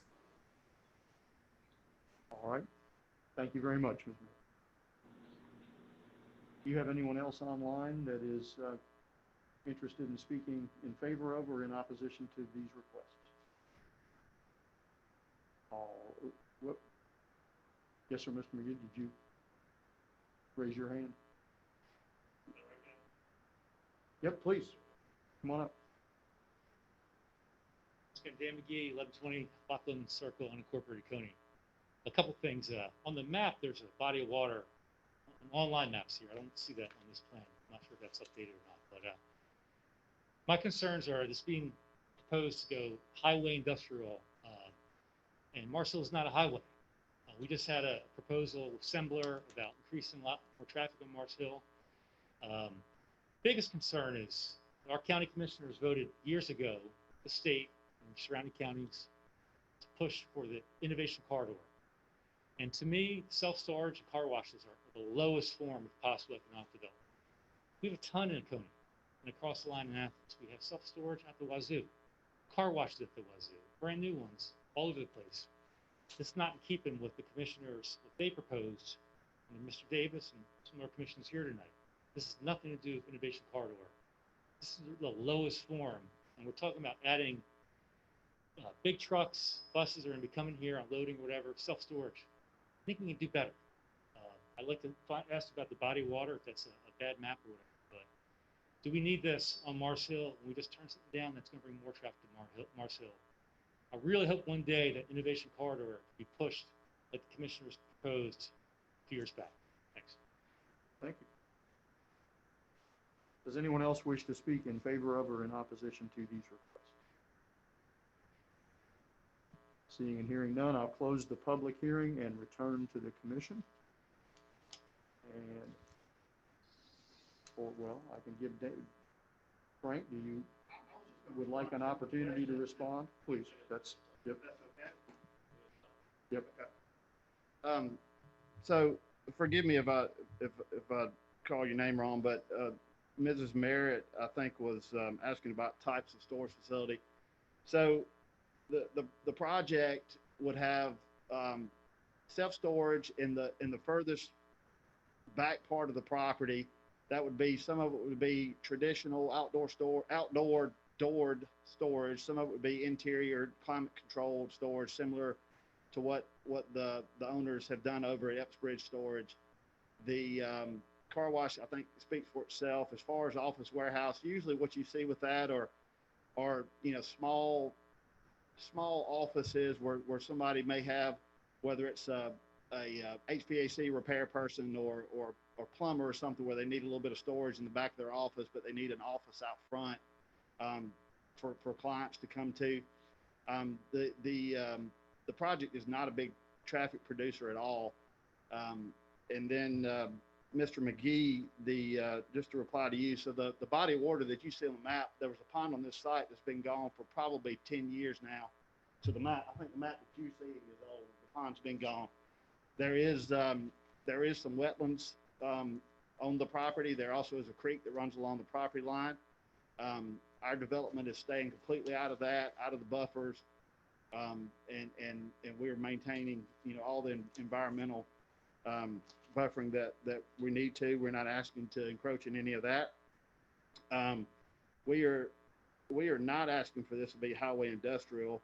As mentioned, we're asking for this to be B2, which is actually exactly in keeping with what the county has designated this to be in the future land use map. The innovative corridor stuff is what the county wants further west of this intersection as you go along 316. This from the future land use map actually calls us out to be what B2 would fall into. So I would say we're exactly what the county wants this area to be. I think I've answered those questions, but I'm here. Any questions for you guys? Brad, can I ask him to stay just a minute, just in Yes, sir. assistance with Ms. Merritt? I don't see where boats and RVs are stored on this, and that's maybe the question that Ms. Merritt was addressing. Okay, yeah, so if you look at this plan, the yellow. So this area here is a car wash. Right. This out front here is the office warehouse. This is some storage. This is the office for the storage. This right here would be some boat and RV storage. Okay. And maybe these buildings along the exterior back here. Okay, so it'd be more like shed. It'd be shed roofs, and there's some representative architecture in your packet of kind of what this would be. That stuff would be completely hidden from public view.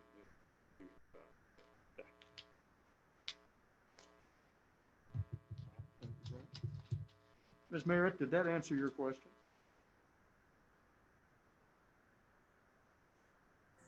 Yes, it did. Again, my concern is, you know, sort of the volume of that type of stuff and how many units are we talking about? And there is traffic coming and going. And I would agree with the previous resident in the sense that Oconee County, we pride ourselves on the fact that we have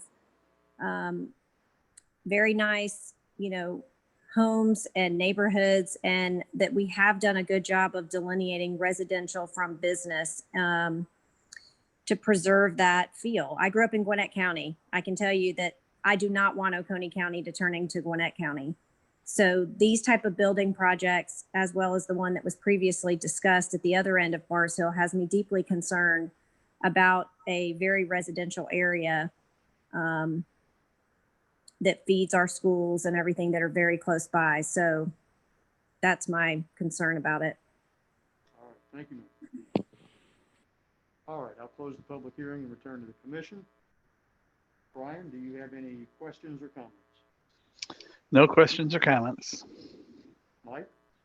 No questions or comments. Nathan? No questions or comments. Scott? I have one question, and this is for Guy.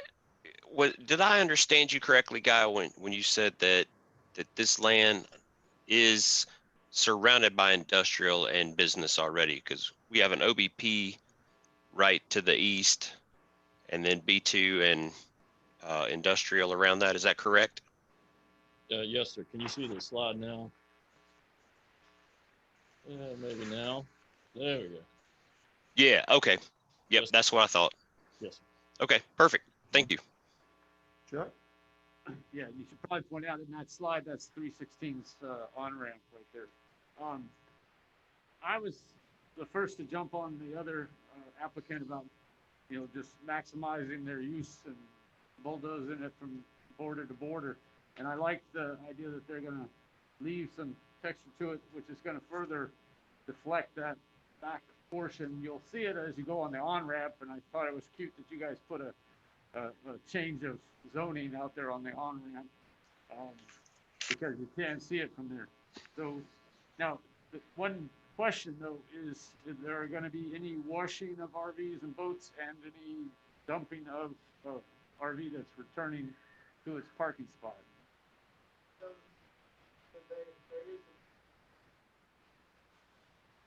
I think there's the potential that they could end up with a dump tie-in that would tie into the sanitary sewer. That is, I don't know that that's a deal killer either way. I think these guys would like the option to be able to do that. We will be on sanitary sewer there. But again, I don't know that that's a deal killer if that was a problem for the county. Well, if you know that you're proposing a car wash, you understand all the EPD Yes, sir. requirements, and it would apply the same for any RV, and so you'd have to have a designated area. I assume that That's right. regulations would. Okay. Yeah, all that kind of stuff would be heavily regulated, for sure. All right, Penny? I do have one question of the applicant. In the proposal, it mentions the possibility of a second access to the property on the west side, but that would be dependent on getting an agreement with the property owner, which apparently is Southeastern PVC Pipe Manufacturing. What's the possibility of getting that? Are you any closer to getting it, or where's that negotiation right now? Well, if you know who that is, so that's the Orkin family, who is the same family that the county bought the Caterpillar land from. So negotiations with them tend to drag on for years and years most of the time. So to answer your question shortly, we're not very close to that. The owners of this property have reached out to them and tried to start some dialogue. I would honestly say that may be 50-50 at best, just because of who that property owner is. I think that when somebody comes along and buys that property, I think that there's a good chance that happens. But until that, as long as it's still owned by that family, I'd say it's 50-50 at best right now. We're going to set the project up for because eventually somebody will come along and buy that. So we're setting the project up so that when that happens, then we're able to have a tie in there. Okay, thank you. Yes, ma'am. Aaron, No questions. Steve. No questions. All right.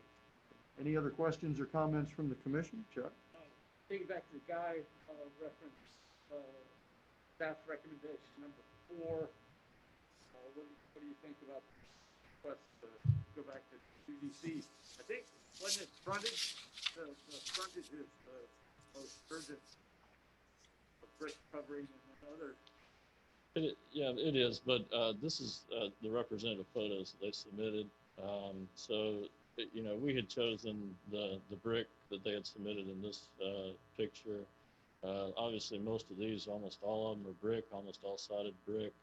They also submitted the brick ends on each of these, as well as the brick with this. So we took what they gave us and then ensured that it met those higher standards. So we believe that this is an important location, as Mrs. Merritt said. You know, this is one of the gateways coming in off of 78, and it needs to look nice. So we stand by our condition.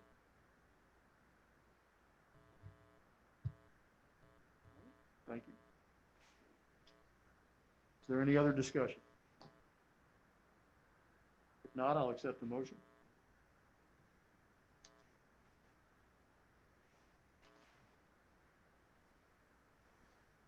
Scott Green, I make a motion that we approve with conditions for case P20-0235. And I guess, we have to vote separately, right? Yes, sir. There'll be two separate motions. All right. So we have Scott Green has made a motion to approve with conditions. Do we have a second? I'll go ahead and second this, Chuck. All right. A second by Chuck Hunt. Any additional discussion? All right, Brian, how do you vote? Approve. Mike? Approved. Nathan? Approve. Scott? Approve. Chuck? Approve. Penny? Approve. Karen? Approve. And Steve? Approve. All right, motion is approved unanimously. Next, we would need a motion for discussion on special use P20-0236. Is there any discussion? If not, I'll accept the motion. I'll make the motion that we approve with conditions for P20-0236. All right, Scott Green has given us a motion for approval with conditions. Do we have a second? Brian Fosen, I'll second. We have a second from Brian Fosen. Any additional discussion? Brian, how do you vote? Brian? Yep. Yep, all right. Mike? Approved. Nathan? Approved. Scott? Approve. Chuck? Approve. Penny? Approve. Karen? Approve. And Steve? Approved. Motion passes unanimously, 8-0, and is approved. Next item on the agenda is rezone P20-0238 Cat Creek Development Company et al. Thank you, Mr. Chairman. Again, this is rezone P20-0238 Cat Creek Development Company et al. This is currently zoned OIP, Office Institutional Professional District, and they're requesting to rezone to OIP, Office Institutional Professional District with modifications to the original rezone number 7282. It's approximately 14.88 acres and located at 2881 Monroe Highway, and this is for a senior living community. Again, this is located on Monroe Highway or Highway 78. You can see the red outline of all of the many parcels that are located here. There's currently an assisted living facility here. The original rezone was for these to be offices. small office buildings. They're requesting to change that original rezone concept plan and rezone to allow these to be individual, independent living facilities on the same property with the assisted living. This is next to Franklin Grove and the daycare out front. Again, it's currently zoned OIP and is adjacent to AG, B2, and R2. This is in the community village character area along Highway 78. And again, the request is from OIP to OIP with modifications to rezone case number 7282 to develop a comprehensive senior living community.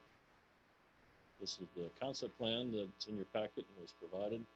Again, the existing facility here and adding these in the future. This is zoomed into that a little bit more, showing the individual buildings, some garage storage areas, the landscaping, sidewalks, and connectivity.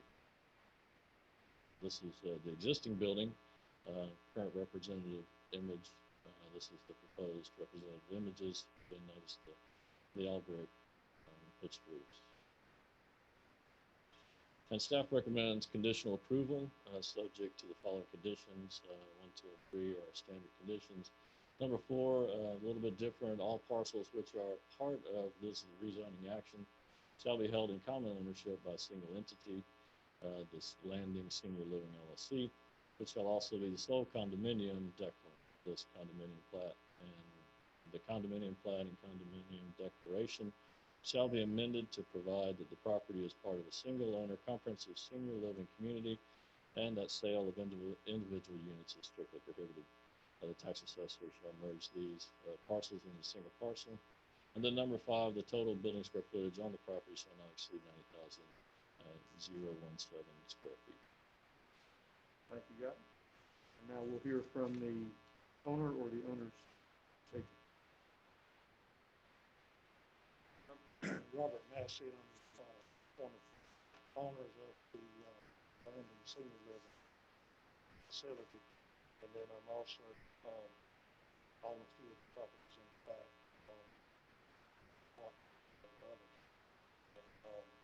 Actually, I guess we should have came to you a couple of years ago to rezone the front. I guess we should have done it all, but we really didn't realize the need for it. And really don't think it covered them to build front assisted memory care. But since that time, we've seen a need for independent living where someone can come and have some services offered from a main facility. And especially now with COVID, some people don't want to move into a large facility, but they could live in one of these units in the back, have services offered. We feel like that's the bigger need for the rest of that property now, especially if it is currently on office space.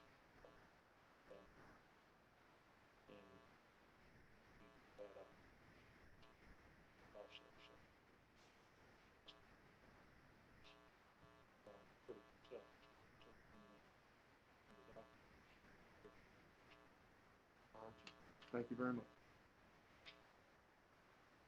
Is there anyone else in the audience that wishes to speak or online that wishes to speak in favor of or in opposition to this report?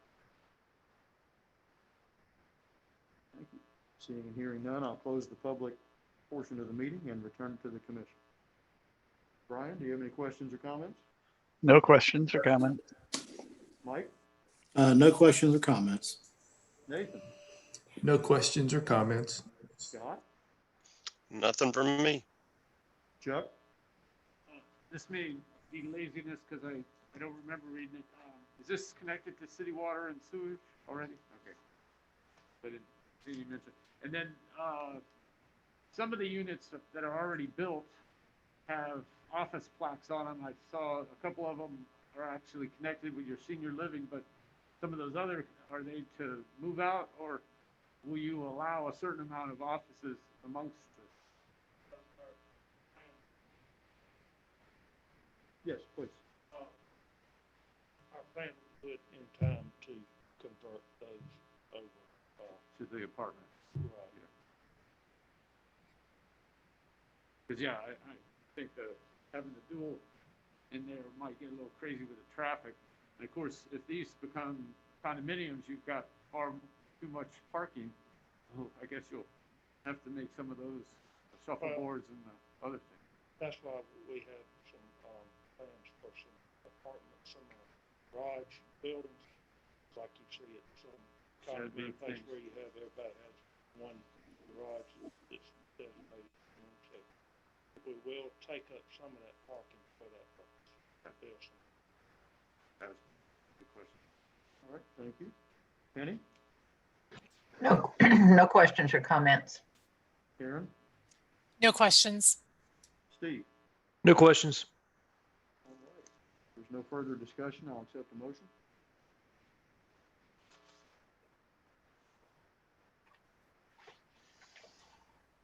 I move that we approve rezone case P20-0238 with conditions. All right, we have a motion from Karen Hilliard to approve with conditions. Do we have a second? Brian Fosen, I'll second. We have a second from Brian Fosen. Any discussion? Brian, how do you vote? Approve. Mike? Approved. Nathan? Approved. Scott? Approve. Chuck? Approve. Penny? Approved. Karen? Approve. Steve? Approve. I want to jinx us, but that's approved 8-0 again. It is unanimous, and that is approved. Last item on the agenda is special use modification P20-0239 Athens Church of Christ, Inc. Thank you, Mr. Chairman. Again, this is P20-0239 Athens Church of Christ, approximately 6 acres. They're located at 3720 Mars Hill Road. Again, this is the location along Mars Hill and Julian Drive. The existing facility is shown here. It's currently zoned AG and R1, and it's in the Regional Center Character Area. Again, the request is to modify condition number 1 of special use number 5649 to allow for the conversion of existing storage building into additional classroom space. The condition number 1 limited the church to the 20,000 square feet. They could not exceed that unless it came back to the Board of Commissioners. So that's what they're here to do now, is request that small building here be used for additional classroom space outside of the main building itself. Again, these are representative architectural images, actual photos of the building proposed for the use, to be converted to the use. And staff recommends conditional approval with the one condition. Thank you, Guy. And now we'll hear from the petitioner.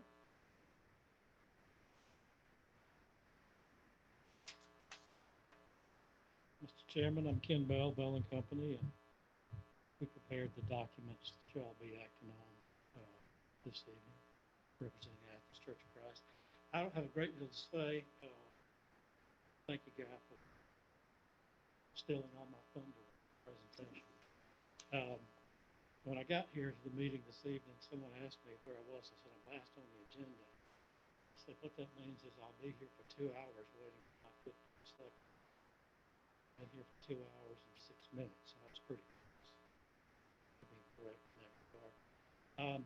There's really only one other modification that we asked as a part of this special use modification, and that stems from the fact that when we originally did the special use in 2008, we were given the surveys of the properties that were involved, and those were the surveys of record at the time.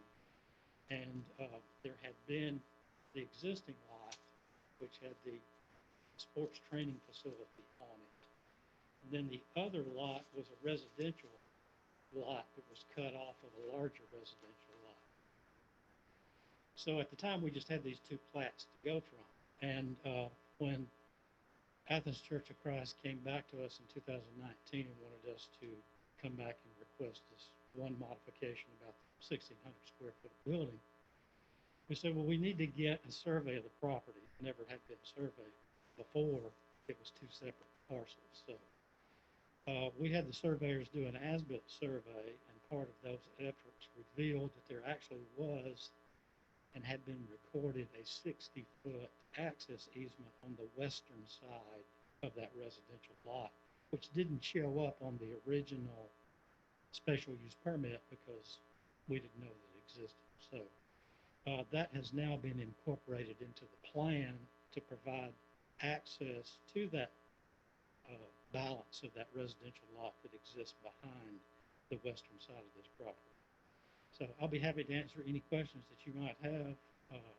Those are the two items that we're changing on the current version from that which was originally approved in 2008. Let me just double check the clarity. This driveway parking lot is built there, but so we're abandoning the 60-foot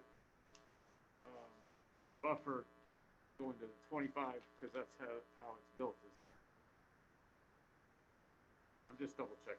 You lost me on the 60-foot buffer. Well, I'm seeing it here in the picture. Yeah, there.